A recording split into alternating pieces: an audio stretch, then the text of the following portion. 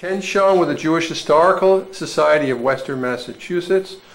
March 30th, 2009, I have the pleasure of interviewing Arthur Levi in Springfield, Massachusetts, Longmeadow, Massachusetts. So to begin, Arthur, can you tell us something about your life and where you began your life in Europe? My name is Arthur Levi. I was born in Frankfurt am Main, Germany, one of the oldest Jewish communities in Germany, and called one of the, what they call, Ir Ve'em B'Yisrael, a mother city in Israel. My parents came from smaller towns in the neighborhood of Frankfurt. My father's family lived in a smaller town, moved to Hanau, and I have records for his family and ancestors at least until 1800. My father came to Frankfurt probably around 1860, 70, possibly earlier. My mother's family came from Bavaria, Upper Franconia, and I have records on her family going back to 1737.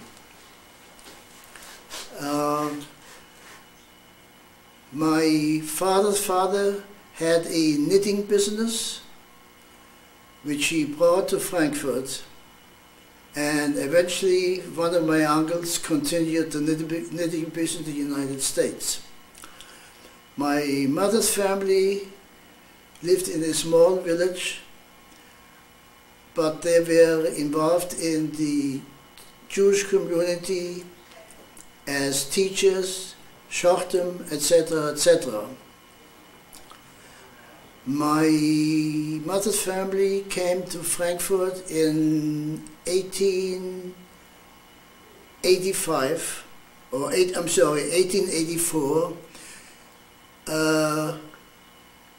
Her father was called to Frankfurt by Rabbi Marcus Horwitz to become a shochet in the community. Unfortunately, his wife died in 1885. I visited her grave in Frankfurt several times. I have a copy of the picture of the Mitzvah. He married again shortly thereafter because he had already 4 small children, and they lived in Frankfurt forever. My mother's father died in 1921. My father's father died in 1928. My father became a tailor master, and one of the prides of his occupation was to make suits kosher for people who lived in the area without sharpness. My brother left Frankfurt around 1934 after beginning to see the light of the Nazi period. As a matter of fact, in 1934, he traveled as an emissary for a small group to Antwerp and other places nearby to tell them about the conditions, the way he saw that trouble was coming, but nobody wanted to believe him. So he packed himself up, came to the United States to my uncle, stayed in New York for a while.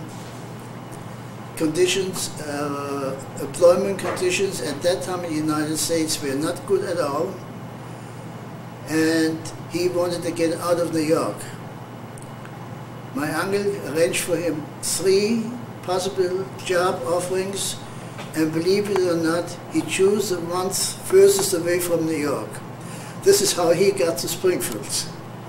He came to Springfield somewhere around 1936, married a local girl.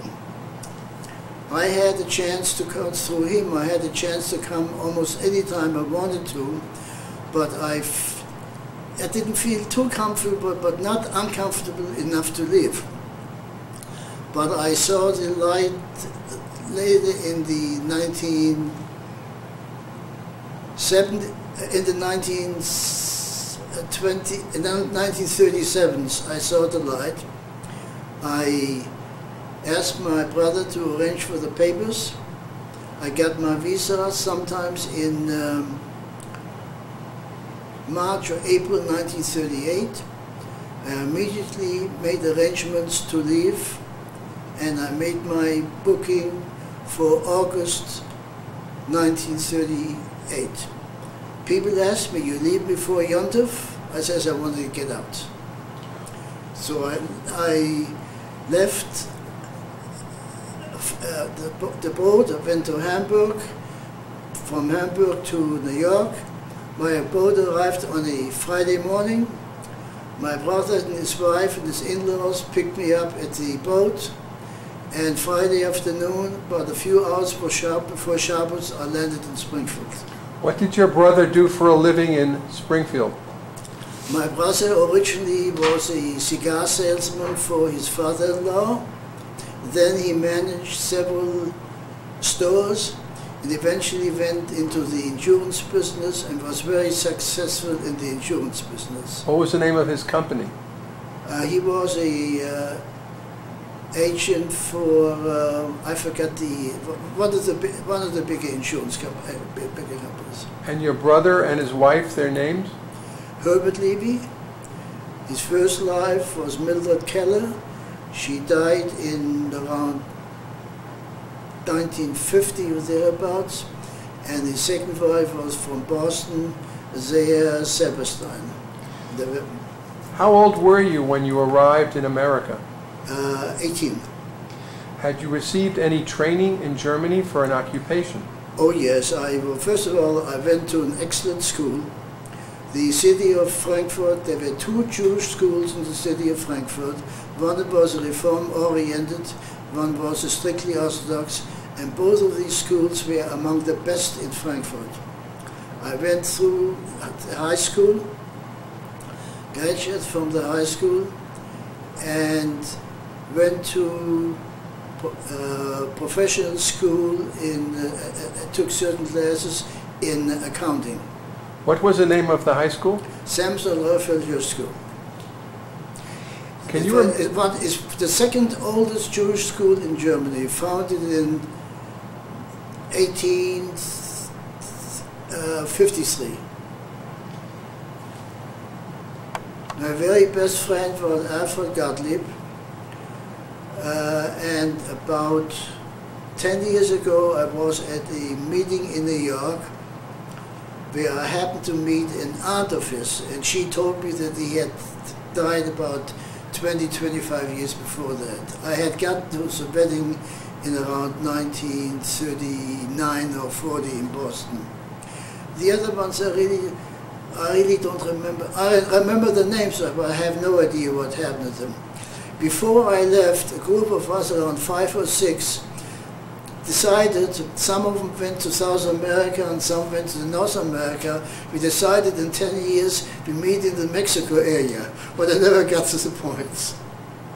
What were you trained for an occupation in the Hirsch school? What did they train you for? There was no occupational training. We were just trained to general knowledge, but general knowledge, and believe me, it was, I would say, most of the things I learned at that school. Everything else was just built upon my learning there. So you came to America in 1938. What happened once you arrived in Springfield? Well, once I had the first Shabbos, I went to shul, my head hurt. I mean, it was completely strange. Everything was strange. Specifically? Specifically,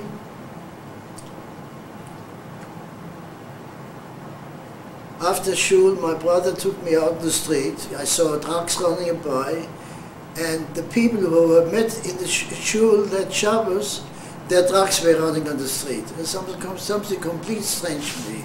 I realized immediately I had to get used to a different life. What shul did your brother belong to? Kodimoh. Where was it located then? On Oakland Street. Do you remember some of the other members from those days? Well, the Chazan was Herman Abramson. The Ehrlichs were there, Friedman, a lot of Katzes, Goldstein, etc. And the Baal Korah was a fellow by the name of Sakowitz.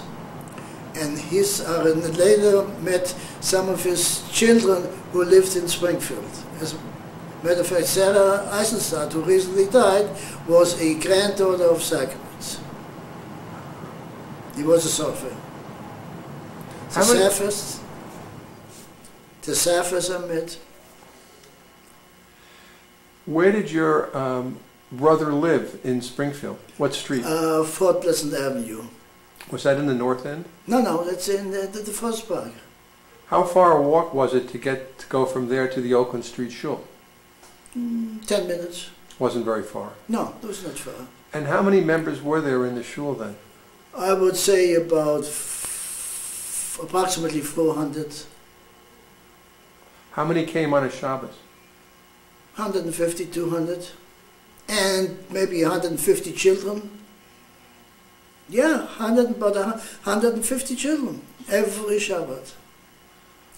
And the members, were they mostly from Europe, from Russia? Where'd they come from? Well, Springfield is a Litwische, is wirklich, I was going to say town. It is a town. The Springfield, the people in Springfield were Litvaks. The majority. There were some who came from Southern Russia, the Ukraine area. They joined the Russische Schule. And there were some from other places, but most of them were Litvaks. So the Oakland Shul was mostly Litvak? Yeah. All of the shuls were, except for the Russische Schule. Most of the others were mostly Litvaks. What was different about the Nigun and the rituals? Was there anything different from what you were used to in Frankfurt in terms of the shul? Basically, with minor changes, but basically the same. What bothers me is that the Shliach Tzipper many times was facing the people sitting in the shul and had his back to the Order College. That bothered me. But that eventually was changed. Can you recall some of the rabbis during your time? When I came to Springfield, Rabbi Klein, Isaac Klein, he helped me very much to get a job. And in general, he helped. It was difficult to get a job as a Shomer Shabbos, extremely difficult. He helped me greatly. He helped the children, the high school children. He met with them, he made arrangements with them. He once even arranged that the senior prom was changed from Friday night to Saturday night so that the girls could walk down Main Street to the school. So he did a lot for the children. The rabbis who were in the North End, I remember some of them. Eventually around 1980, Rabbi Moses Schenkhoff came, and over the years I developed a great friendship with him. What was special about Schenkhoff as a rabbi? What made him unique? He was a great Talmid Chacham, equal to most of the Talmidei Chacham of his time who lived in New York and other places. He was very bedactic, explained it in English, and he was a great person. What was the name of his shul? He was the head of the four synagogues in the North End, but he was mainly in the what they call the big shul Beth Israel afterwards. But he was the rabbi of all the four shuls. So he oversaw all the other rabbis? He oversaw all the other ones, yeah. It was a good, I learned with him for a number of years. Did you have a weekly Talmud class? I went to him for quite a few years every week and learned with him. Were there other people? No, was it there was just yourself? Just, yeah. Was there a lot of Talmud study around that time? People getting together? I have no idea because the people, what people usually said they're going on Shabbat, and it was too far for me to walk, so I went to his house once a week and we learned together. Do you remember some of the shochets in town? Some who? Some of the shochets? Yeah. I remember Joseph Friedman. Joseph Friedman, I understand that he came to Springfield at around early 1900s at the request of Rabbi, what's his name?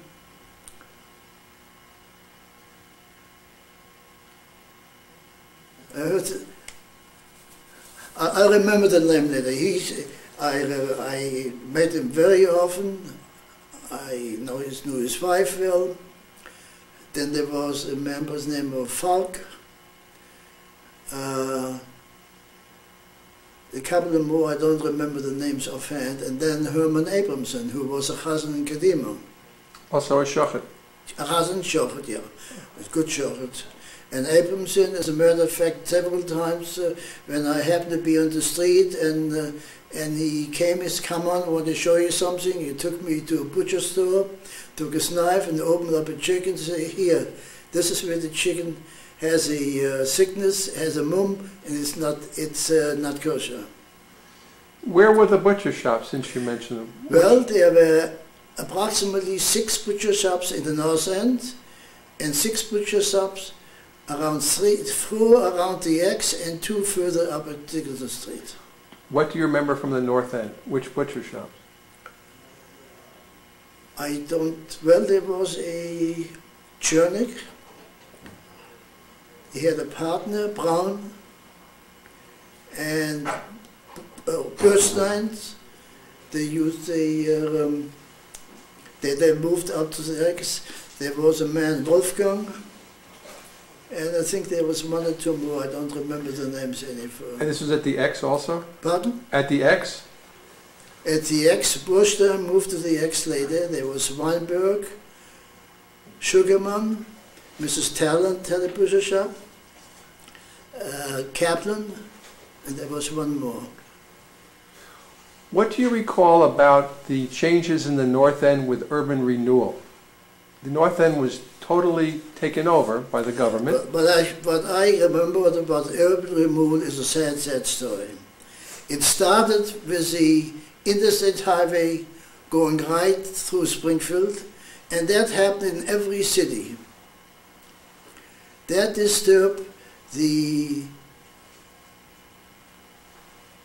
certain neighborhoods, and which were stable neighborhoods, and moved people out of the area they lived in other areas. For instance, there were a lot of Italians in the south end of Springfield. That's all gone. I have reason to believe that the question of interstate highway going through the cities depended to some extent on politicians in smaller communities who didn't want to go to the highway through these communities. For instance, in Springfield, in the area, we have 2 bridges over the Connecticut River near Windsor Locks going from south to north, and again in the north going from north-south, just to have, not to have the interstate highway going on the west side. And then after the war, everything changed completely. Businesses, the people moved into the suburban neighborhoods, the shopping centers. All this had a disturbing influence on business. Commerce is a different story. Springfield was a manufacturing city. You had a lot of manufacturing in Springfield. Some of it in the south end. You still see some of the buildings. A lot of it in the north end. Whether it's the question of tax policy of the Commonwealth of Massachusetts or not, I do not know. The first one to leave was the armory, which had been here for probably 200 years or so. I guess a congressman from Illinois had more pull in the United States than the congressman from Massachusetts, so the armory went over to someplace in Illinois. What was the armory doing? What were they doing at the armory? Well, produce weapons, rifle. The Springfield rifle comes from there. They still have a museum at the armory grounds that's showing the Springfield rifle. So that moved. Someplace west of Chicago. Westinghouse Electric. They all had plants at some medical plants, Shawinigan and whatnot. Springfield has no more, American Bosch and whatnot. Springfield has no more industry. Not only that, the buildings were razed or converted to something else, and if an industry wants to come here, there's no place to put the machinery. This all happened, you would say, in the 1950s? Began in more in the 1960s. This is when the interstate came through also? No, well, this was, the interstate came before. So they already, during the 50s, had urban renewal, is what you're saying? Yeah, I will. Look, the city, at least 2 of the synagogues were taken over by the state as a feeder line to the interstate. But I want to go a step further. In the United States, for some reason or other, every generation, and you can call a generation 20 years or 40 years, every generation people move. And what was slums even 20, 30, 40 years ago is going to be built up new today. You just look at Miami Beach. The South Beach, which in the 1940s was nothing, today it's the place to be. So there's no permanent settlement in the United States. Was there any opposition in the Jewish community to urban renewal? Were there meetings? Was there... I have no idea. You don't remember that? I have no idea. And when did Ferry Street and Liberty Street end up as stop being Jewish areas to shop? Do you remember Ferry Street? Around that time. Same time. When the route, when the Mass Turnpike was built, and they had to get to the turnpike from here, you had to use that feeder line, and that was taken over. Did most of the Jewish businesses move to Forest Park, or did they close at that time?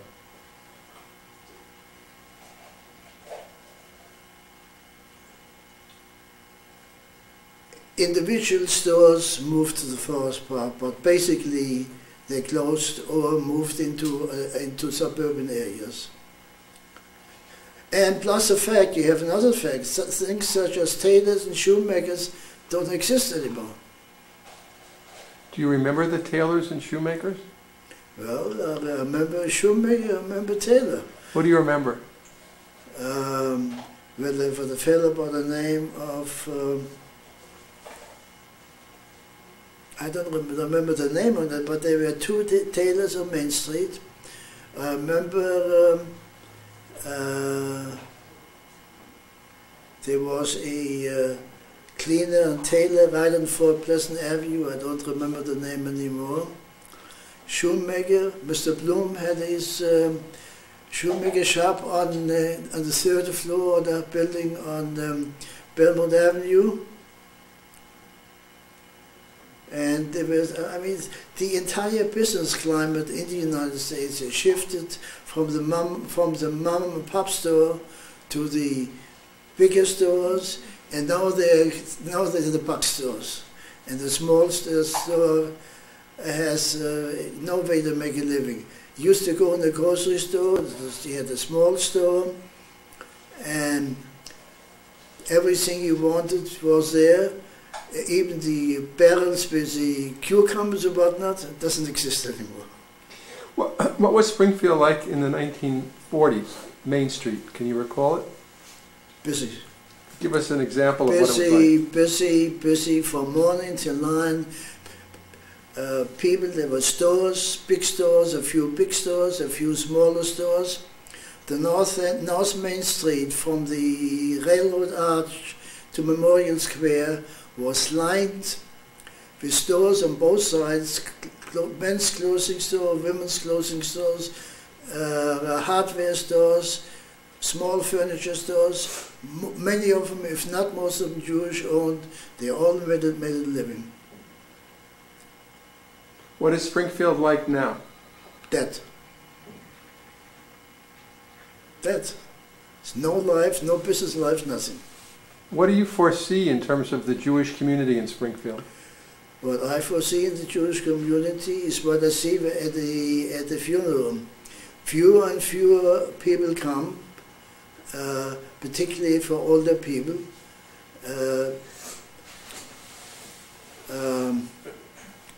And it won't be too long until all the old people have died out. I don't give them much more than 10 years or so. Then you have a little lag for the next generation, which are the presently active business people. But there are no young people here. There's nothing to attract young people. To give you an example, Springfield had a lot of lawyers. I spoke to a prominent lawyer, I remember, about 10 years ago. As a matter of fact, he was a judge.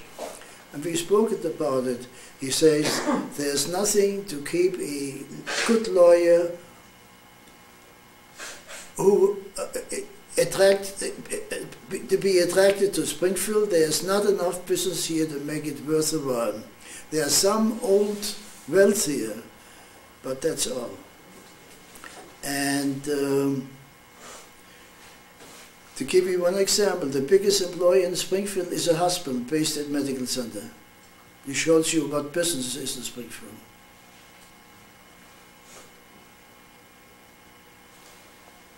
Not building buildings because there are not enough building here. Springfield is a tragic community. If you look at the statistics, I just read the papers this morning. Only less than 50% of high school students graduate. Springfield was considered, by a recent article, one of the poorest in the United States. The poverty rate among the blacks and Hispanics is unbelievable. And if you have a high poverty rate, the children don't have, can't learn well. The only community of immigrants that really is different are the Asians. They stimulate the children and they run away with all the prizes in the schools. But the school system is I remember the school systems in the 1950s with Dr. Blankenship. The Springfield plan was emulated all over the United States. Not anymore. What was the Springfield plan? I don't know. There was an emphasis on good quality education. And it was very successful. And then things began to change. Why and what, I cannot tell you. Can you describe what's going on now in the Jewish community in Springfield? What's happened? The Jewish community is shrinking, is almost collapsing in itself. The big congregations, the synagogues from the north end are all closed or sold or closed. Kodimoh and Keser Israel and Beth Israel, who were in between Springfield and Long Meadow, just recently joined to make one congregation, but where Beth Israel probably had 300-400 members at one time, Keser Israel 150 to 200, Kodimoh 450 or 500, the three combined maybe 150 or 200. You get the same with the Beth El, the conservative, which had 1,000 members at one time, is down to probably around 600, probably. B'nai Jacob, which turned conservative a number of years ago, I don't know how many members they have, but nobody ever came to shul of the past. Very few people came to shul in the past 10, 15 years. They joined, and together they maybe have maybe 650 members. The only one which is a little bigger and somewhat more active is Sinai, but they have a Friday night service and an occasional service on Shabbos for Bar Mitzvah, and that's it, period. So it's shrinking. The Jewish Community Center is cutting programs all over the place, and even with cutting programs, they are short. I'm sorry to say that probably all of the Springfield Jewish organizations have overbuilt. They built, when they were at the height of the membership, they built for future growth, and unfortunately went the other way. One of the problems is that as people get older, they move down to Florida or Arizona, most of them Florida, and either don't come back at all or come back in a box. And the young people, there's nothing for young people in Springfield. No future for any young person in Springfield. Let's go back for a moment to when you came here in 1938. Yeah. What did you end up doing? Did you go to school? Did you get a job? How did you integrate yourself into the life here, coming from Germany? I got a job as a bookkeeper and helper in a dry goods place, wholesale dry goods. About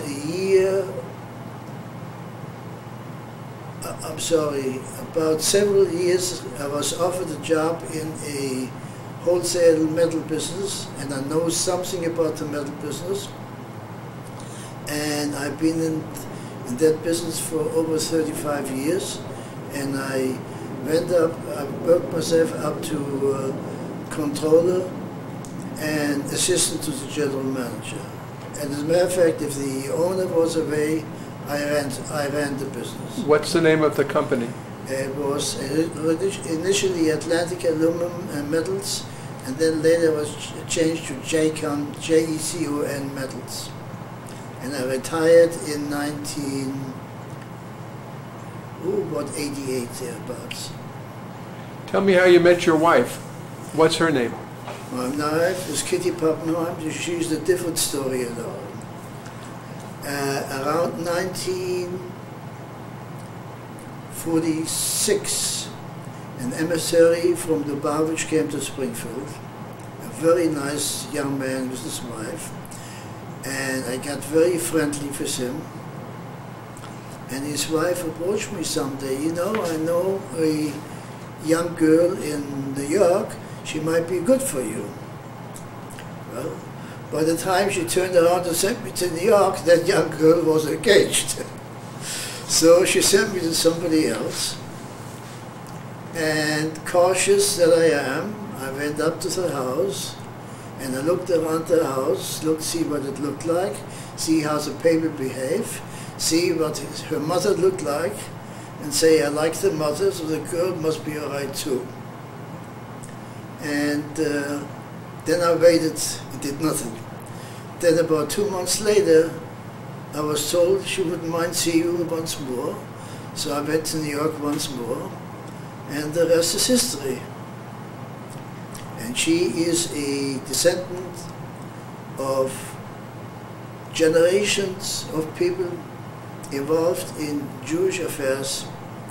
And I will say that I have written the genealogies of her father's family going back to around before 1600, and of her mother's family going back to Russia. Where is her father's family from?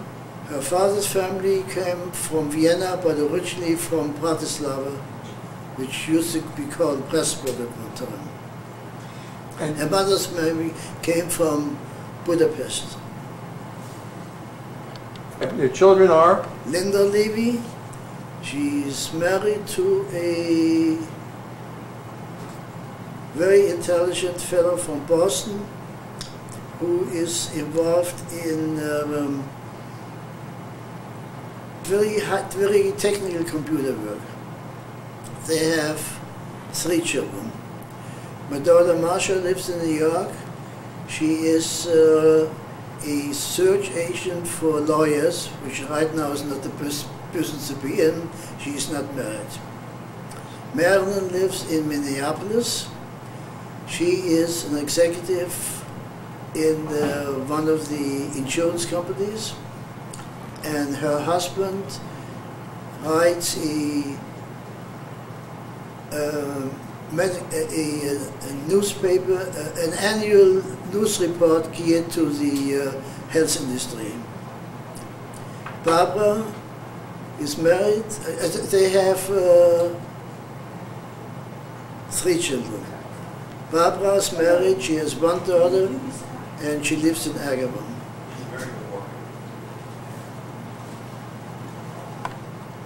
I have a degree in accounting from Western New England College, and then I went to individual teaching studies, and I have an MA from University of Massachusetts in history. I concentrate on medieval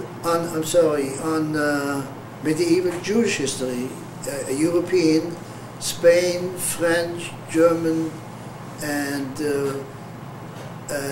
Central European. All the genealogies I've written have a lot of history in there. I still read a lot of history, and I do a lot of reading. Do you have any advice you'd like to give to young Jewish people today? Anything you'd like to say as advice now that you're in your almost 90th year? In general, or in just in Springfield? In general. Study, study, study. Then learn. Get yourself a good occupation, and so that you make you have a livelihood, but learn. You don't have to sit and learn all day long. You can learn 2-3 times a week. You can learn every night, but you gotta have a profession also. Has a lot of challenges to people, and you have to be able to roll with the punches. But like somebody said, if you learn what you learn in your youth, you never forget. And you have to build on that, and lead a decent life, and get along with people. Don't fight. You don't win any of your fights, and find a nice Jewish girl that you can have nice children and grandchildren. Amen. Okay.